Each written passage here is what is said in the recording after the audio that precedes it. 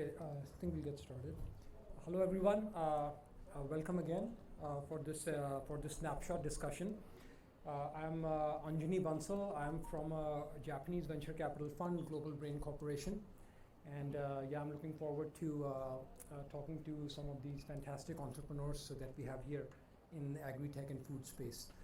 And I know we all want to hear from them, myself as well.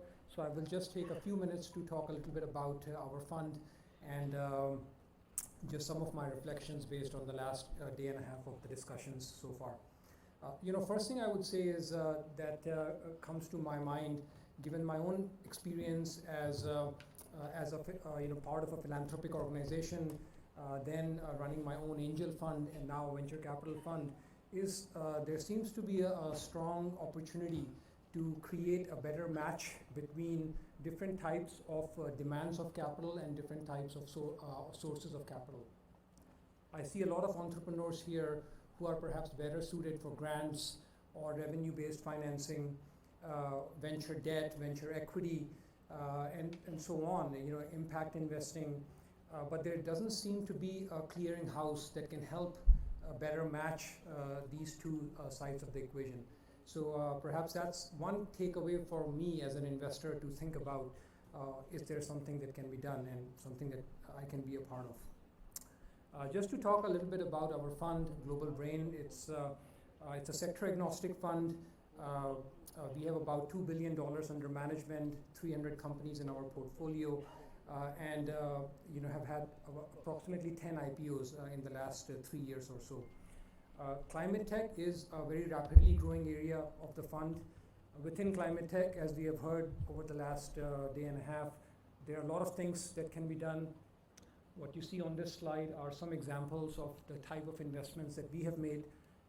Most of these investments are in Japan, North America, or Europe, but they span power generation, energy, mobility, adaptation, and agriculture and food. If there's one thing I would like to highlight in this slide, perhaps as a takeaway for a lot of early stage entrepreneurs here, is a focus on adaptation. As you can see, it's the smallest part of our portfolio, but that's actually true for the global climate tech space as well. And from what we see, there is ultimately growing realization about filling this gap of more opportunities, investing in more opportunities that are tackling the issue of adaptation. So I would encourage entrepreneurs to think about that as they're exploring new ideas.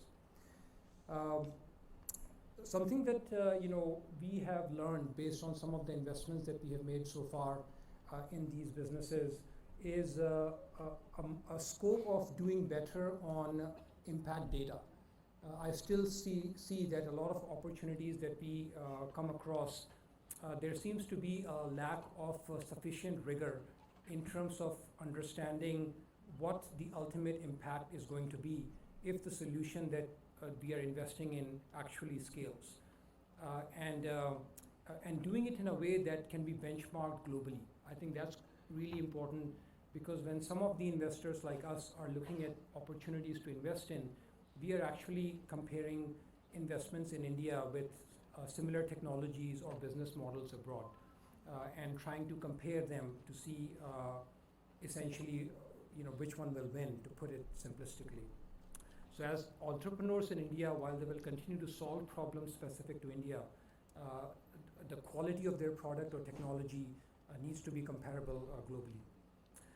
Lastly, I would say, coming back to today's this discussion, which focuses on agri and food, as we have heard, almost 18 to 20% of GHG emissions come from this sector, and within that, again, it can be broken down into livestock, even rice cultivation, or soil erosion, and so on. So there is a lot of scope, and I feel like when it comes to a sector like this, India has to be the nerve center of where the innovation will come from. And therefore, I'm excited to hear from all these entrepreneurs here. So with that, I will turn it over and